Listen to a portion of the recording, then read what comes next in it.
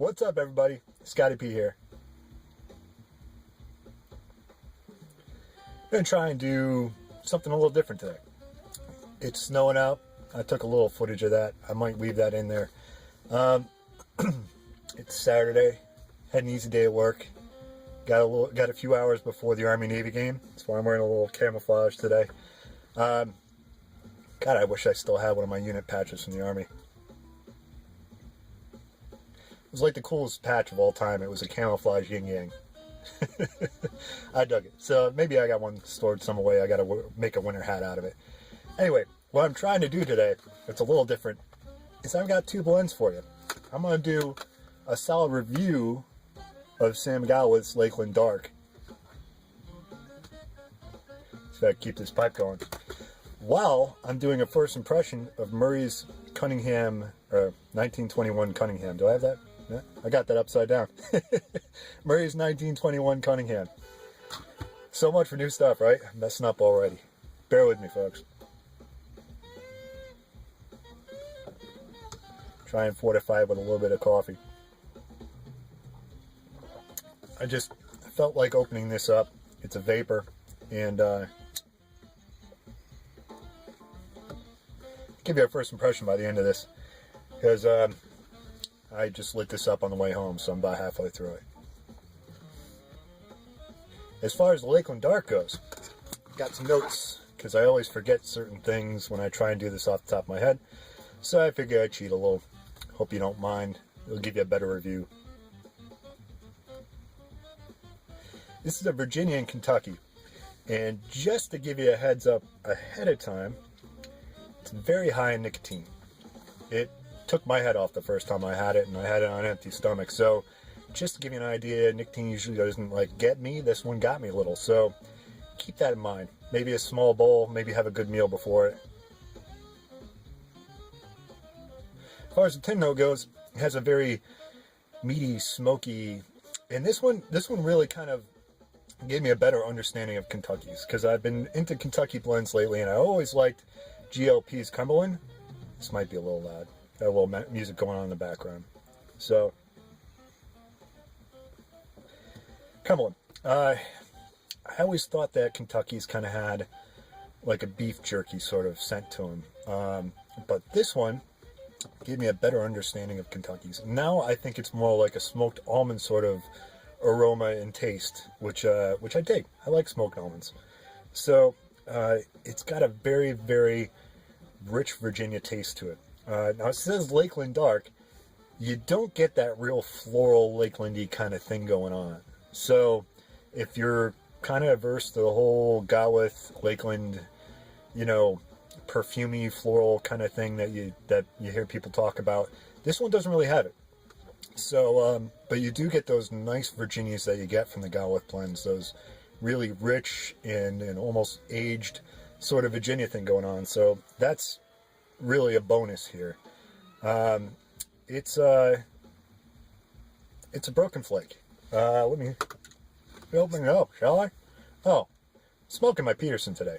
My birthday pipe, my Bent Ball Craftsman Series, which I really dig. I saw Stephen Waters, Cobb of the Shire, smoking his Peterson Christmas pipe, and I had just so happened to pack a few different pipes, so I figured I'd break out the Peterson. There's up. You got sort of a, can I get a good, almost like a mixture. There we go.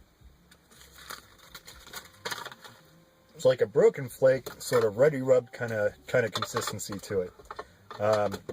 Even though it says blended Kentucky leaf, it is flake life. It smokes like a flake, where you get a nice long smoke out of it, which is why I mainly smoke flakes and coins, because they last a while. You get like a shag cut and they go like that.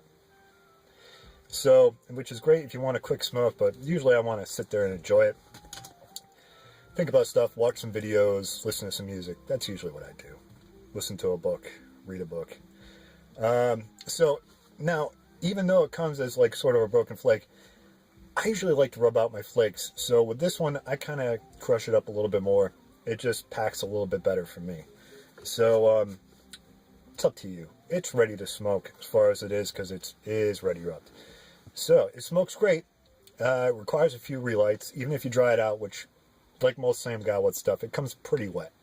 Not crazy wet, because it is already ready rubbed. I don't know if that really has an effect, but it seems to be not as wet as some of the Sam Gawith and Gawith Hogarth stuff that I've gotten before. So that's also a bonus, because you don't have to wait for weeks to smoke this thing. It is hot pressed, and it kind of gives me the impression that you get from like the McBaron HH series, where it's really dark and really rich, like it was aged to perfection. So I kind of thought of this as, if you're familiar with the HH Latakia flake, where that's Virginia and Latakia, this one's Virginia and Kentucky. So I think of this as more like a Kentucky version of McBaron HH Latakia flake, which I really, really like a lot.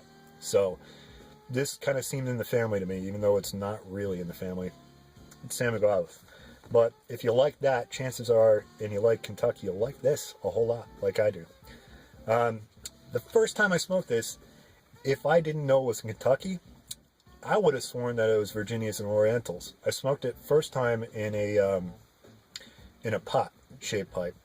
And I don't know if that really had an effect. I've smoked this in a few different pipes, Cobb's, bent billiard, my Meerschaum bent billiard. So I've gotten a few different experiences out of it, just by smoking it in different pipes. I don't know if that's just because I had more experience in smoking it and had a few goes at it, but for what it's worth, the first time I got like that sort of spicy Oriental kind of thing going, almost like it was a Catarini Oriental. So if you know, I think it's a Catarini. Anyway, if you know Bijou, that kind of Oriental. But the second time I smoked it, which was in a Cobb, I got more Kentucky taste out of it. And now that I'm used to it, I'm kind of eking out that Kentucky sort of flavor, because I'm still a pretty new pipe smoker, but I'm starting to kind of get the idea of flavors and stuff like that. So anyway, for what it's worth, smoking in different pipes, you might get different experiences for any blend, but for this blend especially. So that's really what I got for going on there. There's a bit of spice to it.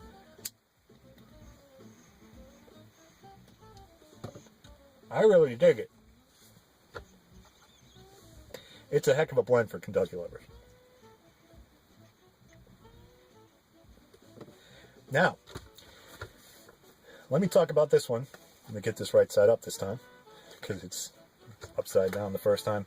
1921 Cunningham by Murray's, and I really like Murray's Aaronmore, which is a Virginia Burley flake. This one is Virginia Perique flake.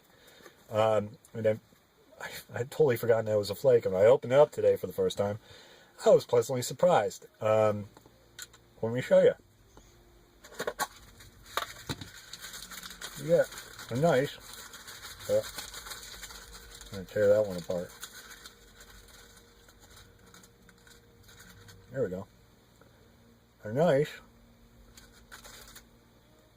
Peter Stokeby Navy flake, luxury Navy flake kind of presentation to it. And I'll tell you what, in the tin, it smells a lot like Navy flake. In the pipe, it tastes a lot like Navy flake.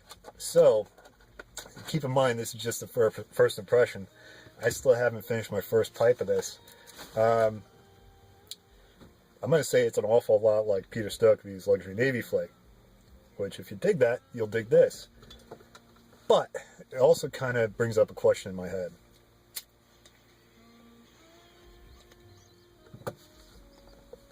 Well, it's not super expensive, and I got this one buy one get one free in that whole Pipes and Cigars deal for Black Friday.